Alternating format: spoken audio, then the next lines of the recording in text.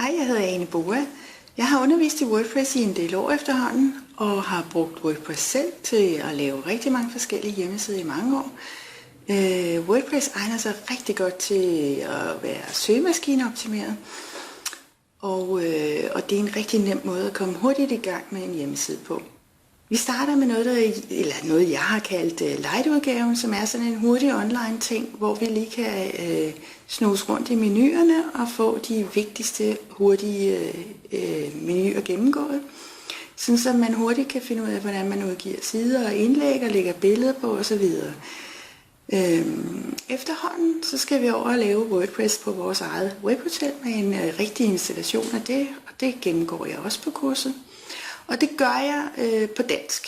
Det vil sige, at selvom du ikke har de bedste engelskkundskaber, kan du sagtens være med her, selvom WordPress jo egentlig for en stor del af tingene foregår på engelsk. Vi skal også igennem noget søgemaskineoptimering, sådan så du kan få valgt det helt rigtige domæne, og du kan få skrevet de helt gode tekster, som bliver fundet af søgemaskinerne.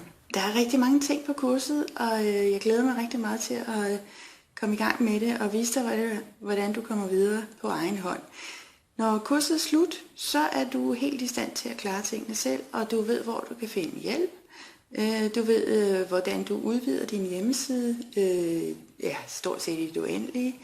Og du kan finde ud af at få WordPress i design, som du selv har taget stilling til, hvordan det skal se ud. Man kan ikke selv designe WordPress hjemmesider på det her kursus, men der er i tusindvis af forskellige temaer, som vi kan lægge på, og vi finder helt sikkert det rigtige til dig. Så skriv til mig, hvis du har nogle spørgsmål. Kurset her er jo online, og det er WordPress også, så det hele går op i en højere enhed, og jeg glæder mig til at se dig her bag skærmen.